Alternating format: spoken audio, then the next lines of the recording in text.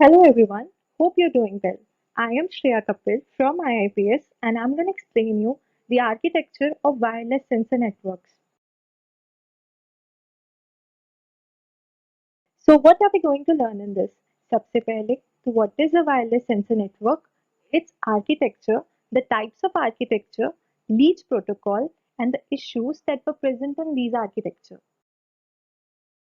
So what is a wireless sensor network? As the name suggests, it's a class of network where the nodes are sensor nodes. Sensor, it has the ability to sense the physical phenomena around it. Physical phenomena matlab temperature, pressure, even any object. They can sense color, vibration and whatnot. And then convert these into digital signals.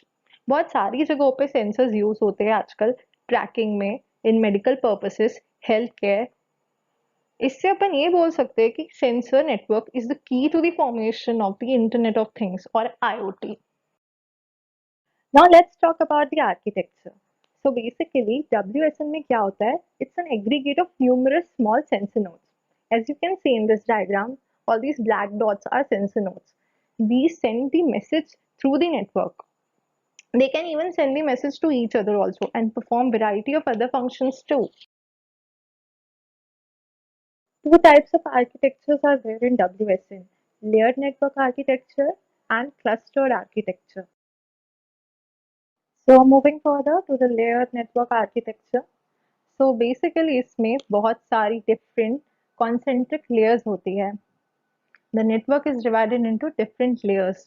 एक base station होता है, as you can see in this diagram, red color का base station, and then first layer जिसमें node 1, node 2 है, second layer जिसमें node 3, 4, 5, 6, 7, 8 है, and then third layer जिसमें node 10 है.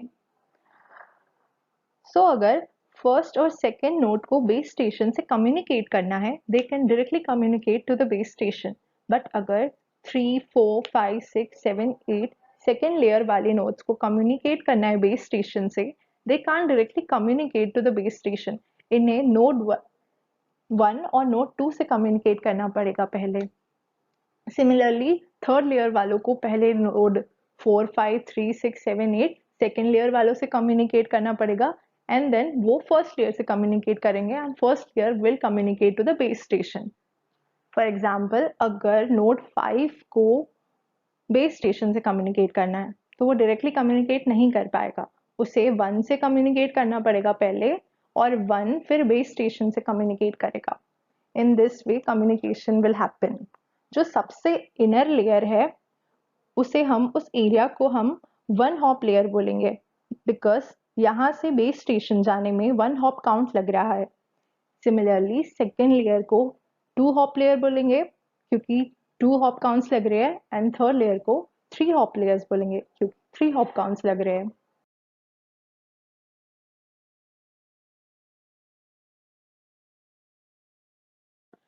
So basically layered network architecture में there are 5 layers and 3 cross layers. सबसे नीचे होती है physical layer, then data link layer, then network layer, transport layer, and finally the application layer.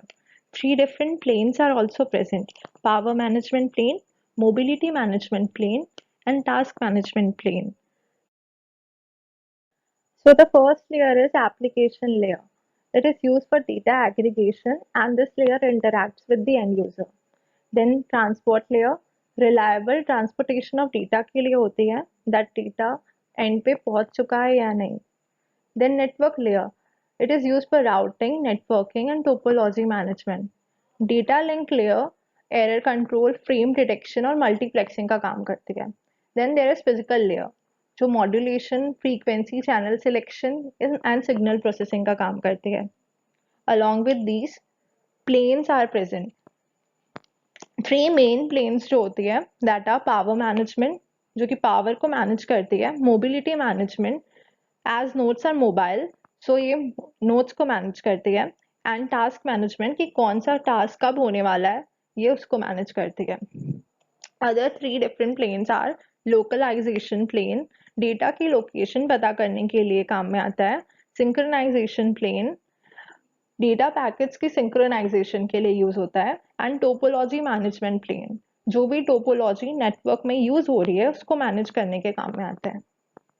ये जो blue structure है, it is basically called the sensor network protocol stack. The main advantage of using layered network architecture is that the power consumption is very less. इसका क्या मतलब होता है? Suppose node 5 को जो कि third layer में it wants to communicate with the base station, but if it directly communicates to the base station काफी ज़्यादा power consumption होगा. But layered network architecture में it can't directly communicate to the base station. It has to communicate to the third node, and the third node will communicate to the first node, and the first one will communicate to the base station. In this way power consumption काफी कम हो जाता है.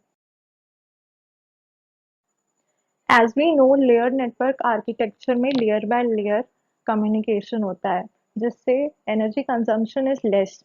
But when each sensor cannot support long range communication, जिसकी वजह से workload काफ़ी increase हो जाता है, ट्रैफिक इंक्रीज हो जाता है एंड लाइफ टाइम डिक्रीज हो जाता है. This is the disadvantage of layer network architecture. So now moving further to the second type of WSN architecture, that is the clustered network architecture. In this, the sensor nodes are into groups called clusters.